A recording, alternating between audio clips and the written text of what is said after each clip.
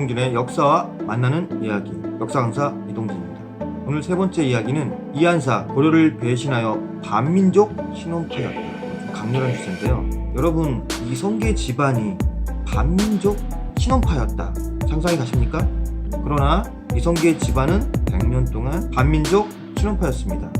오늘 세 번째 이야기도 주인공은 이한사입니다. 태조 이성계의 고조부 이한사는 다시 원산으로 이주하며 잘 정착하며 살아갑니다. 이 시기에 몽골 원나라 군대는 동북면 지역에서 자주 고려 군사들과 충돌을 일으켰습니다. 당연히 국경지대이므로 원나라 군대와 자주 전투를 벌인 곳이죠. 당시 몽골이 침투할 때 고려 조정은 최씨 무인집권 시대를 가졌습니다. 최씨 무인집권은 강화도에 선도하여 원나라 군대에 맞서 싸웠습니다. 하지만 최씨 정권은 백성들을 살피고 그들을 원나라 군대에서 되도록 보호하지 못했습니다. 그래서 각 지역의 호족과 향리를 동원하여 그 지역의 방어를 맡게 했습니다. 이 당시 이한사도 원산 지역에서 원나라 군대와 싸워 여러 차례 승리도 합니다. 그 공으로 의주 원산 지역의 병마사로 임명됩니다. 역시 이성계 집안은 전투를 잘하는 집안입니다. 나중에 이성계가 후손으로 태어나는데요. 전에 이유방도 그랬고 이한사도 뛰어난 무장인 것 같습니다. 여러 차례 승리를 거뒀지만 이한사 부대는 계속해서 원나라와 맞서 싸울 수는 없었습니다. 많은 가족과 그를 따르는 백성들이 있었습니다. 그에게는 이들을 보호할 의무가 있었습니다. 많은 고민이 있었습니다. 결국 이한사는 고려를 배신합니다. 당시 원나라 군대를 지휘하는 상길왕이 회유를 하게 됐습니다.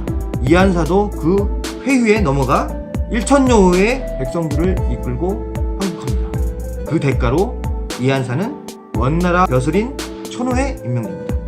그는 결과적으로 반민족 신원파가 된 것입니다. 그의 항복 이유는 원나라와의 전쟁이 깊어지고 고려 조정이 백성들을 지킬 수 없었기 때문에 자신이라도 이 백성들을 지키려고 한 것일 수도 있습니다. 하지만 다시 생각해보면 그것조차도 변명일 수 있습니다. 여전히 많은 고려인들이 원나라 군대와 싸우고 있었기 때문입니다.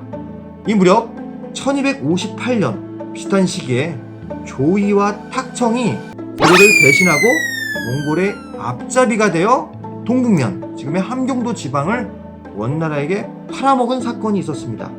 원나라는 동북면에 쌍성 총관물을 설치하고 고려를 팔아먹은 조이를 총관, 탁청에게 천호의 벼슬을 임명합니다. 그리고 이 지역을 다스리게 합니다. 조씨 집안은 이 지역 넘버원 집안이 되었고 탁씨 집안은 넘버2 집안이 된 것입니다.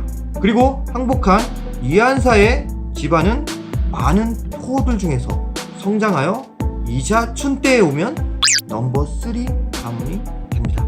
여기서 생각해 볼 문제가 있습니다. 반민족 친원파, 우리에게도 반민족 친일파의 아픈 기억들이 있습니다.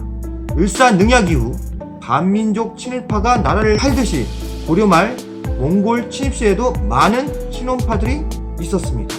그들은 자기의 생존 또는 부귀영화를 위해 나라를 팔아먹었습니다. 이성계 집안도 원나라의 천호 벼슬을 아들과 아들이 계승하여 동북면 지역의 토호로 자리 잡았습니다. 반민족 친일파가 여전히 우리나라의 기득권을 가지고 있고 많은 재산과 권력을 독점하고 있습니다. 이성계 집안도 100년 동안 원나라의 관리가 되어 큰 세력을 펼쳤습니다. 그러나 이성계 집안은 그들과 함께 항복한 천여 백성들을 동북면에서 잘 보호하고 다스렸습니다. 그들의 생존을 보장하고 그들의 삶의 터전을 일구게 했습니다. 이성계 집안은 반민족 친원파입니다. 그러나 오늘날 우리 사회에 만연된 반민족 친일파하고는 조금 다른 것 같습니다. 오늘날의 친일파들은 자신의 권력과 부를 위해 헌신했다면 이한사 집안은 나름 고려인들을 그곳에서 잘 살아갈 수 있도록 보호해 줬기 때문입니다. 오늘 주제 이한사 고려를 배신한 반민족 친원파였다. 지금까지 역사 강사 이동진이었습니다. 재미있게 들으셨다면 구독과 좋아요 부탁드립니다.